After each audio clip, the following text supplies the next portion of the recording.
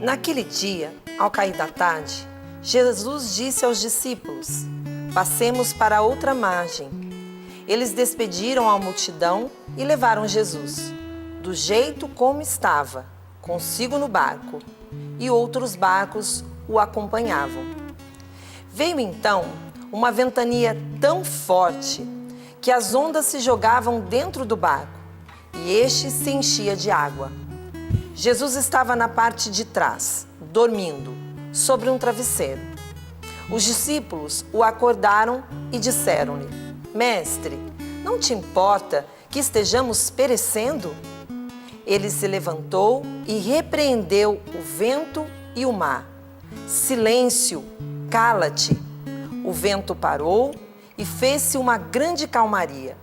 Jesus disse-lhe então: "Por que sois tão medrosos? Ainda não tendes fé?" Eles sentiram grande temor e comentavam uns com os outros: "Quem é este a quem obedecem até o vento e o mar?" Gente, essa passagem ela é muito especial e, como eu disse, não tem como não ouvir Deus falando através dela. Até mesmo você que estava tenso, olha, relaxa, calma. Jesus está dizendo, Marcos está dizendo aqui, que Jesus é capaz de acalmar a tempestade. Vamos entender essa passagem. Você sabe que na Bíblia, a Bíblia trabalha muito com figuras.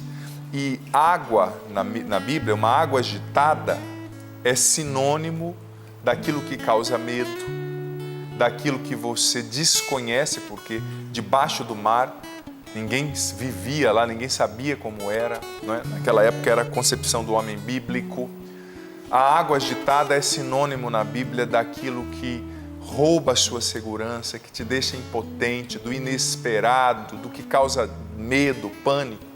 E a noite também é sinônimo das trevas, do mal que você não controla. E Marcos está dizendo, Jesus acalmou a tempestade, ou seja, ele acalmou a água agitada, aliás. Ele está acima daquilo que causa medo. Ele é mais forte do que aquilo que é inesperado, do que aquilo que nos deixa impotentes, do que aquilo que nos causa medo. Por quê? Porque ele acalmou a água agitada. Ele está além disso. E ele também fez isso durante a noite, mostrando que ele é uma luz mais forte do que as trevas da noite, as trevas de um mal que a gente não controla. Marcos, nesse evangelho, está nada mais, nada menos mostrando, revelando àqueles discípulos que não tinham essa consciência, a divindade de Jesus. Marcos está mostrando que Jesus é Deus, porque só Deus pode controlar o cosmos, o vento, o mar, a água. Só Deus pode acalmar a água agitada que simboliza aquilo que você não pode controlar, o que dá medo, o que desinstala você, o que causa pânico. Ele fez tudo isso na noite, mostrando que ele é maior que a treva escura que você não controla. E a situação foi muito real. Tem gente que às vezes lê essa passagem e pensa assim, esses discípulos eram medrosos, esses discípulos eram fracos na fé. Gente, paremos e pensemos. Os discípulos que estavam ali, a maioria eram pescadores profissionais. Era gente que cresceu na água, que virava a noite na água. Não foi uma brincadeira, não foi uma tempestadezinha que surgiu e um teve um faniquito, como dizem por aí, emocional e ficou, ai meu Deus, não. Os caras eram bons no que eles faziam. Eles navegavam ali. E é interessante, quem já foi a Israel e conhece o Mar da Galileia, o Mar da Galileia tem cerca de 21 quilômetros de comprimento, 14 quilômetros de largura, e o mar é aparentemente calmo e ele é cercado por montanhas, colinas ali, né? E o Monte Hermon está cercando ali o mar, que tem mais de 3.000 metros de altura. Então veja bem, o mar está a 200 metros abaixo do nível do mar, o Mar da Galileia. Então, por causa disso, ele esquenta com facilidade por ser muito baixo. E aquele ar quente fica na superfície do mar. Chega facilmente a 30 e poucos graus ali no verão. Mas, ao mesmo tempo, vem uma corrente de ar frio descendo das montanhas, por causa do degelo, né, do Monte Hermon. Tem gelo lá na ponta do Monte Hermon, no topo.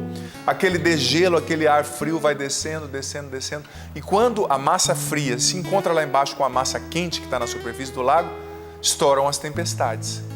E as tempestades, elas são tão bravas até hoje que as ondas podem chegar a 2 metros de altura. E é um lago, não é um mar, né? 2 metros de altura. Hoje, nem as embarcações motorizadas navegam lá quando tem tempestade. Você vê como é difícil. E provavelmente os discípulos de Jesus enfrentaram uma situação como essa. É uma área, geograficamente falando, pressuposta, que se pressupõe a existência de tempestades. E também, geograficamente falando, é muito comum acontecerem redemoinhos ali.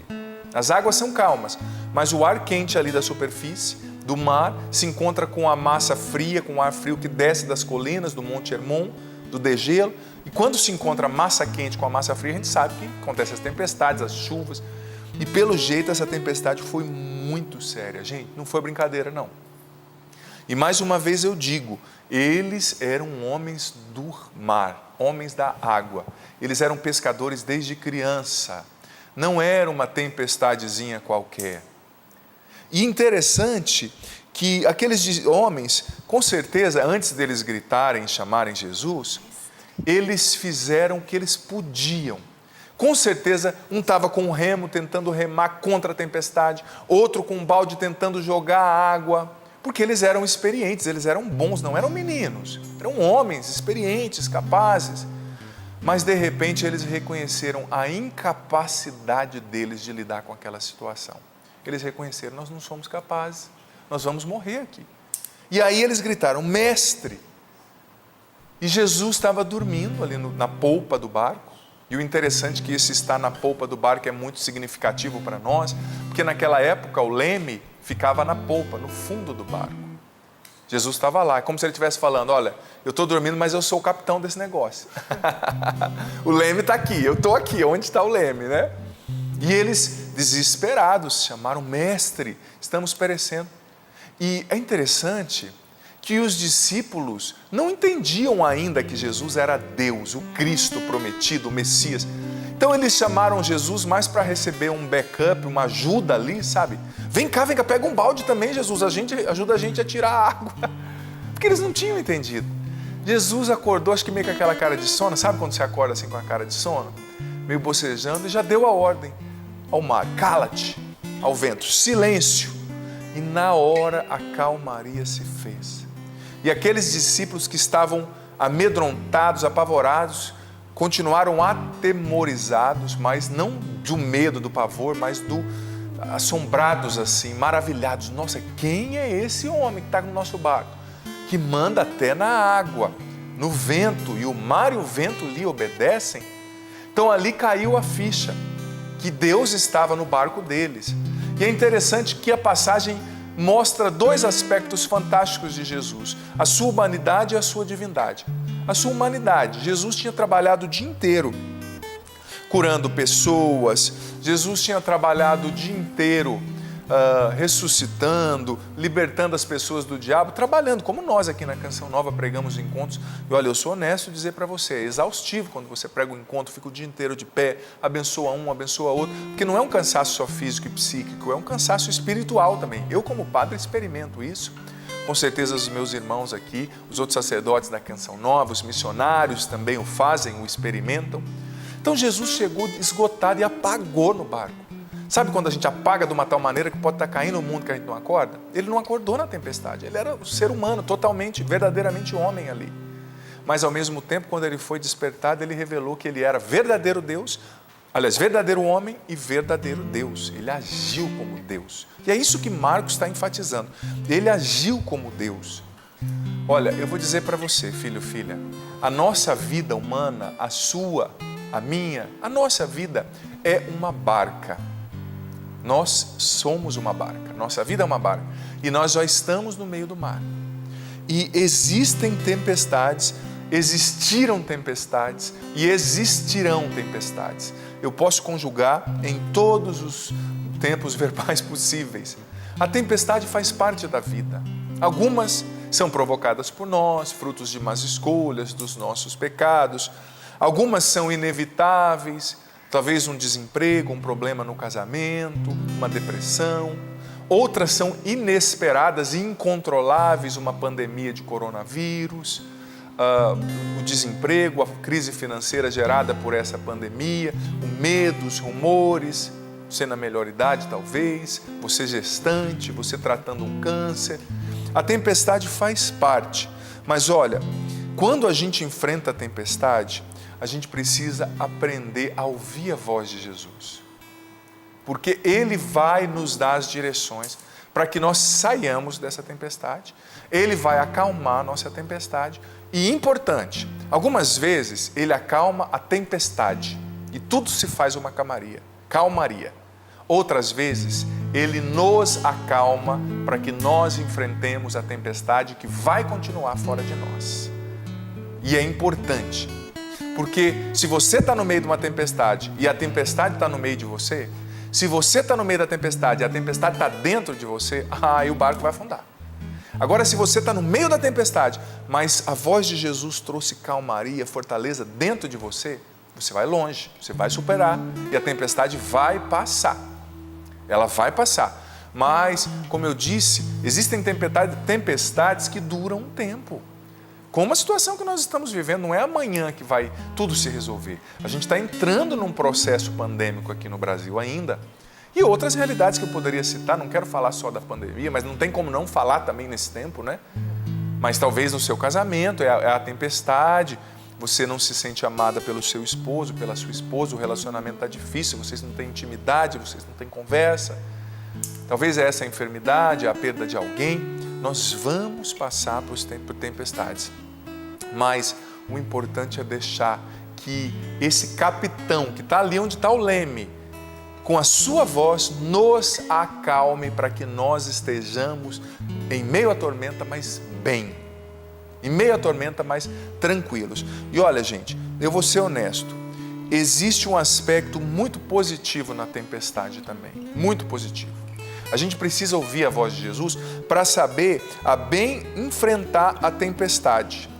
A bem enfrentar a tempestade. Em primeiro lugar, o que uma tempestade gera em nós? Ela nos revela a nossa dependência de Deus, a nossa limitação, a nossa finitude.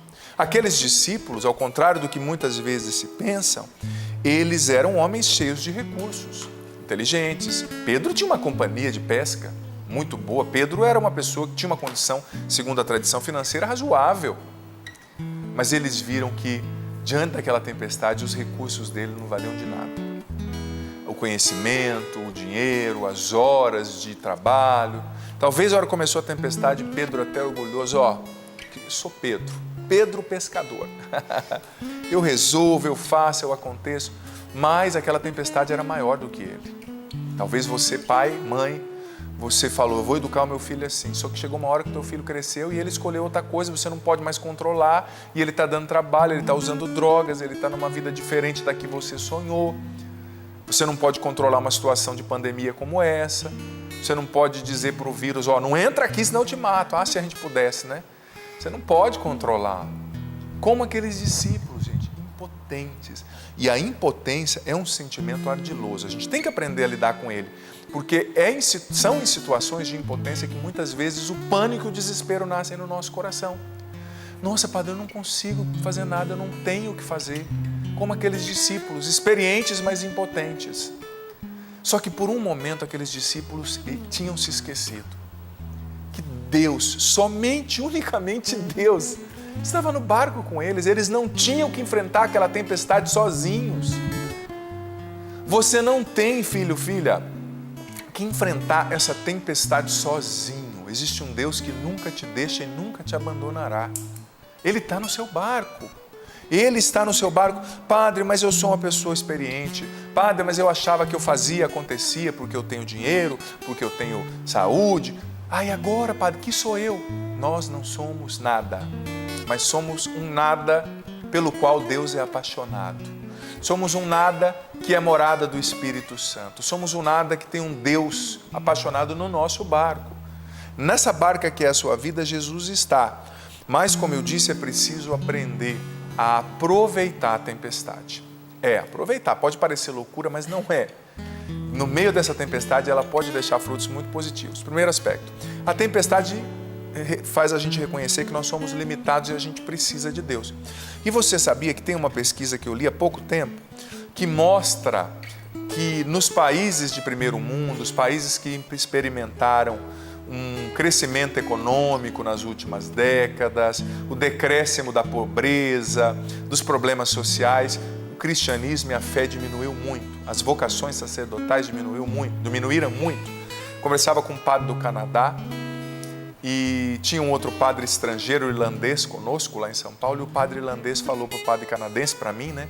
Olha, eu estou admirado com o número de vocações aqui no Brasil. Aí o padre canadense disse, olha, estou admirado, mas se o Brasil se desenvolver, vai diminuir 70%, porque no Canadá a gente tinha muita vocação. O Canadá virou um país de primeiro mundo, acabaram as vocações, dizia o padre. Eu fiquei assustado, né, olhando. Mas não é que eu percebi que infelizmente, tem lógica. Parece que quando tudo está bem, parece que quando está tudo prosperando, parece que o ser humano esquece que precisa de Deus. Parece que o ser humano, que nós nos esquecemos que Deus é importante. E a gente vai deixando a vida nos levar, a vida leva eu. A gente vai esquecendo que Deus é importante. Esse estado de calmaria constante, de dinheiro, de sobra, faz com que a gente entre num torpor. Faz com que a nossa fé adormeça. Tem muita gente que vive a ilusão que é eterno, esquece que vai morrer. Esquece que vai ter um destino eterno, um céu, um inferno ou um purgatório que serão na eternidade consequências daquilo que a gente escolhe aqui hoje, da forma como a gente vive a nossa vida. Esquecem, sabe, muito prazer, muita festa, muito dinheiro faz a gente viver num constante carnaval, sabe, com todo respeito, mas a gente esquece que a gente vai morrer, que a gente é finito. É interessantíssimo, mas os países que experimentaram um grande avanço tecnológico, financeiro, a fé, não precisa, não. Para que eu quero essas leis desse Deus? Eu quero ser livre, eu quero ter muito prazer. Alto lá. Saibamos aproveitar a tempestade, porque a tempestade nos deixa humildes. A tempestade reconhece a nossa dependência de Deus. Filho, filha, com coronavírus ou sem coronavírus, você e eu não somos nada sem Jesus. Com pandemia ou sem pandemia, com beleza ou sem beleza, com dinheiro ou sem dinheiro, nós não somos nada sem Jesus. E eu digo para você, se Jesus estiver no seu barco, o barco não vai afundar. Mas se você tirar Jesus fora do seu barco e deixar de olhar para ele, eu preciso ser honesto com você. Muito provavelmente esse barco pode sim afundar, sabe? Então aprendamos com essa crise, aprendamos com essa tempestade. A tempestade tem que gerar em nós conversão, não medo. A tempestade tem que gerar em nós oração, não desespero. Não é tempo de se desesperar, é tempo de ter uma profunda confiança. Jesus está no meu barco, mas eu preciso buscar a minha conversão. Mas eu preciso rezar, eu preciso confiar. E olha só, é claro que a tempestade desperta em nós muitas coisas, é ou não é verdade? E a nossa sabedoria vai estar justamente na forma como a gente reage à tempestade. Uma água Canção Nova aqui para hidratar, né? Faz sempre bem. Não é álcool gel não, é água, viu? Super importante. A nossa sabedoria vai estar precisamente na forma como a gente reage à tempestade. Porque tempestade sempre vai ter. E nós estamos em uma tempestade concreta. O mundo parou, o Brasil parou. As finanças pararam, gente sem ganhar dinheiro e as contas continuam. É preocupação, talvez você que tem um pai idoso, uma mãe idosa, você na melhor idade, você tratando uma doença com a imunidade baixa, você no grupo de risco. Mas olha, é preciso saber reagir à tempestade. Porque a tempestade, ela pode gerar em nós muitas coisas. Ela pode gerar em nós reação de medo, insegurança, ansiedade, desespero, agitação, briga dentro de casa, desânimo. Tem gente que nessa quarentena, por estar agitado, tenso dentro de casa, começa a descontar na esposa, brigar com o filho, brigar com a sogra. Calma, não é esse o caminho, sabe? O caminho da conversão é o caminho do amor. O caminho da conversão é o caminho da humildade. Você não está certo sempre. Saiba escutar a sua esposa, não eleva a voz por causa de qualquer coisa, não haja com fúria. Sabe, se você quer conduzir bem a barca da sua vida em meio a essa tempestade, siga os passos da conversão, do amor, escute a voz de Jesus. E como eu disse, o que vai determinar o nosso êxito ou não, a nossa sabedoria ou a nossa insensatez, é a maneira como a gente reage à tempestade. E esse evangelho, ele nos apresenta 5 atitudes, 5 remédios, 5 ações sábias e inteligentes para que nós enfrentemos com a barca da nossa vida um tempo de tempestade com êxito. Com êxito. 5 atitudes. Vocês podem repetir depois de mim, por gentileza? Oração. Oração. Fé. Fé. Confiança. Confiança. Paciência. Paciência. Manter o olhar em Jesus. Manter o olhar em Jesus. Veja bem, esses 5 passos, esses 5 remédios vão possibilitar a você, filho ou filha, descansar mesmo em meio à tempestade. Descansar mesmo em meio à tormenta. Jesus está no barco. E se você seguir esses passos, eu tenho certeza que daqui a pouco é você que vai estar dormindo com ele lá. Porque ele é o capitão, o leme está nas mãos dele. Primeiro passo, primeira ação inteligente para você enfrentar a tempestade. A oração.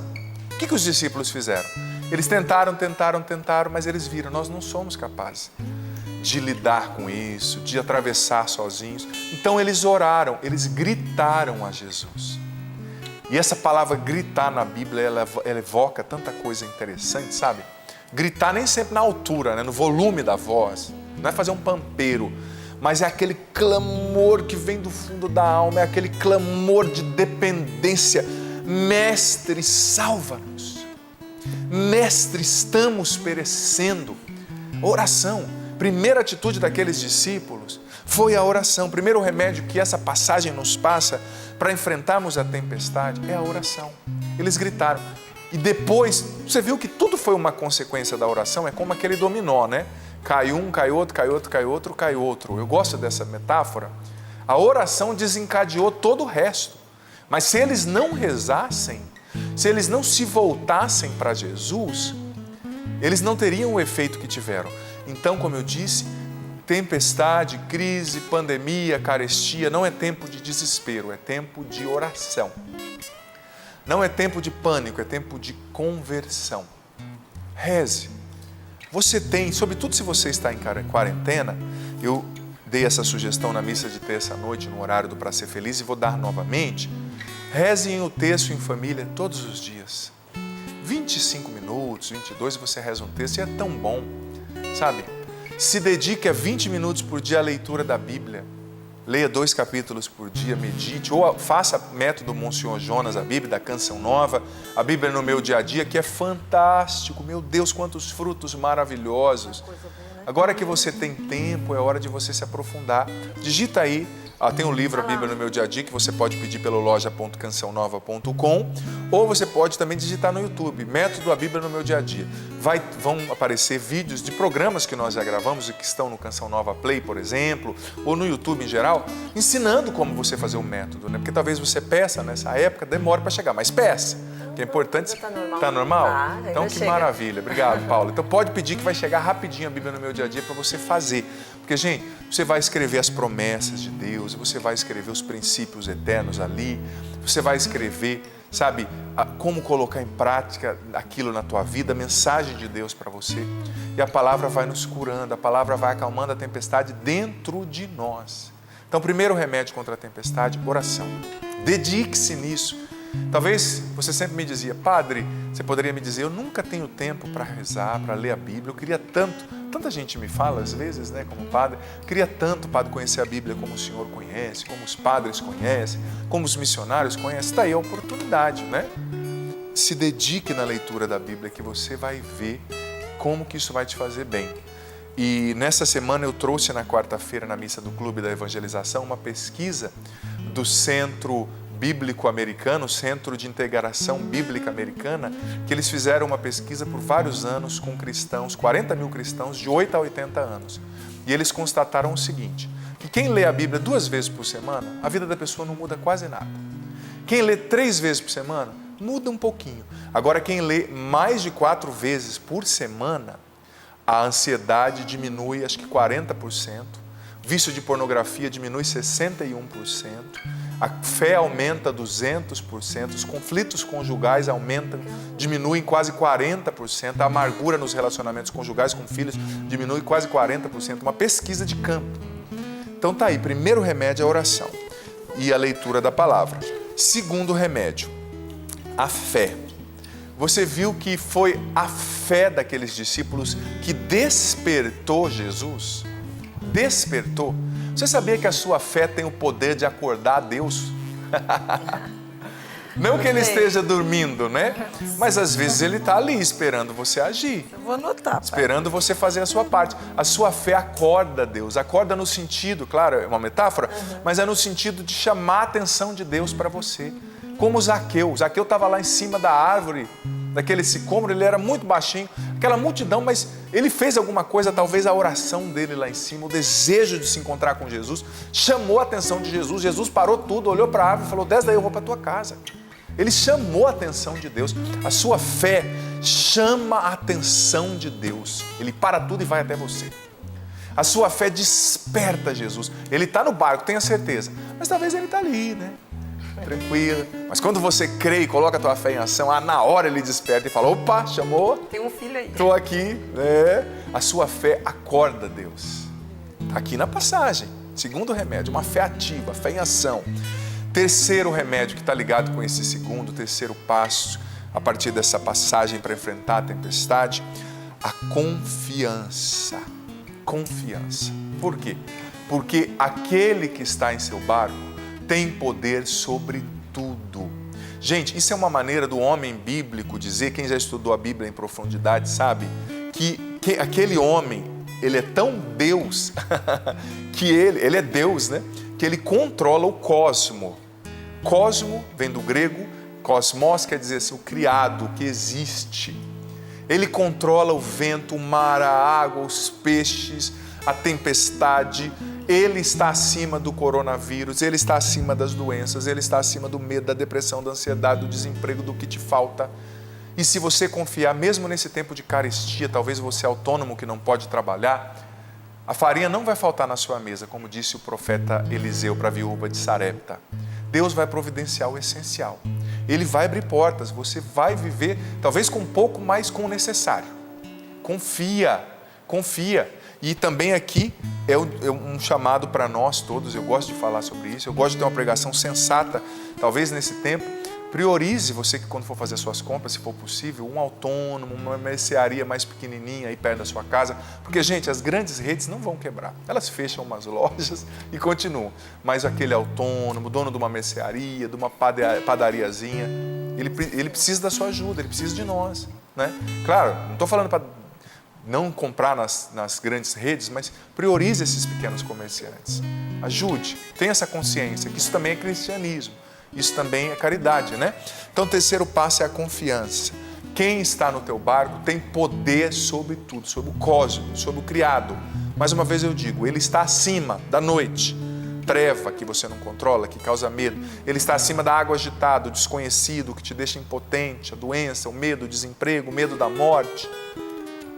Talvez essa situação de não poder ir à igreja, de não poder comungar, de não poder confessar, talvez te deixou assim perturbado, de ponta cabeça, e você não está conseguindo lidar com isso. Mas Jesus está dizendo, opa, esqueceu que eu sou Deus e eu estou no teu barco? Confia, confiança. Quarto remédio, quarto e penúltimo remédio, o penúltimo passo para enfrentarmos as tempestades a partir do ensinamento dessa palavra, a paciência. Por quê? Porque quem está no teu barco é Jesus e a tempestade vai passar. Você pode repetir isso depois de mim, junto com os irmãos aqui, por gentileza? Eu creio. Eu creio. Em nome de Jesus. Em nome de Jesus. A tempestade vai passar. A tempestade vai passar. E no meu barco está Jesus. No meu barco está Jesus. Que é Deus. Que é Deus. Que tem poder sobre tudo. Que tem poder sobre tudo. Então é preciso viver essa paciência. Paciência que não é somente um conformismo, um comodismo. A paciência é fruto do Espírito Santo. A paciência ter tanta confiança, você fez todos os passos, você seguiu os passos, você rezou, você teve fé, você confiou, que você entende que Ele está no barco e talvez você não vai poder fazer nada para mudar essa situação agora. Então, tendo feito o que você pode, descanse em Deus.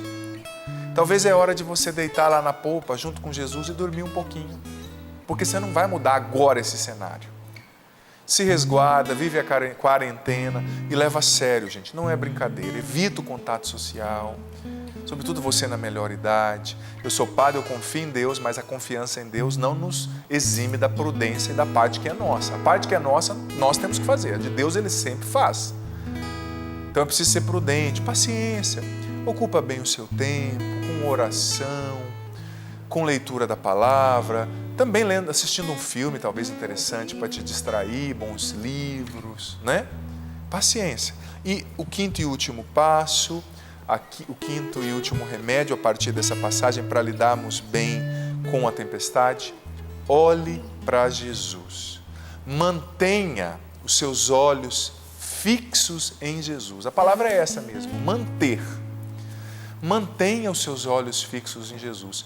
Talvez aqueles pescadores experientes, se eles tivessem, ao invés de se deixar tomar pelo medo, pelo desespero, pela angústia, se eles tivessem somente olhado, tá bom, Jesus está ali. Claro, nós vamos rezar, nós vamos ter fé, nós vamos confiar, nós vamos seguir todos os passos. Mas se eles tivessem mantido o olhar físico, o olhar da fé, o olhar psíquico das emoções em Jesus, talvez eles não tivessem ficado tão desesperados.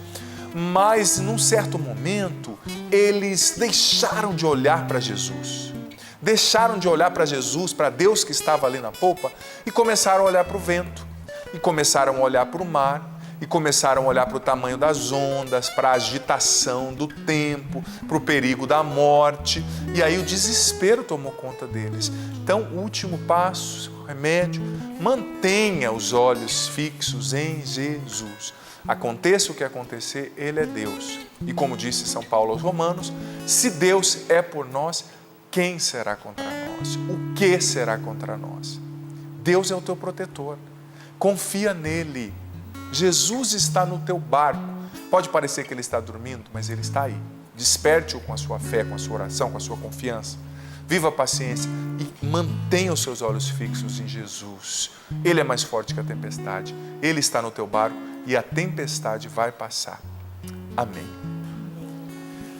Nós te agradecemos, Senhor, por essa palavra. Te louvamos, Jesus, porque o Senhor está no barco da nossa vida.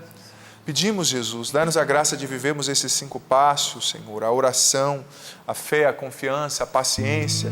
Dá-nos a graça de mantermos os nossos olhos fixos em Ti. Jesus, enche agora quem está aqui, quem está em casa nos acompanhando, com o Teu Espírito Santo. Desperta a nossa fé, a nossa confiança, liberta-nos do medo, do vão temor, do desespero, Senhor. Liberta as pessoas que estão se sentindo culpadas, Senhor, que estão se sentindo tristes por não poderem ir à igreja. Liberta aqueles que estão se autocondenando, que estão revoltados. Visita os irmãos que estão encarcerados, presos, Senhor. Os protege nas cadeias desse contágio. Também eu rezo, Senhor, pelos irmãos que estão na situação de rua, por aqueles que estão na melhor idade, pelos vulneráveis, fazendo tratamentos. Cuida, Senhor, de cada um. Cubra-nos com Teu sangue. Derrama sobre nós o Teu Espírito Santo, Jesus, nos dando um entendimento profundo de tudo o que ouvimos aqui e nos dando uma profunda fé. Vem, Espírito Santo, e desperta a nossa fé. Vem, Espírito Santo, desperta a nossa confiança. Nós esperamos em Ti, Senhor.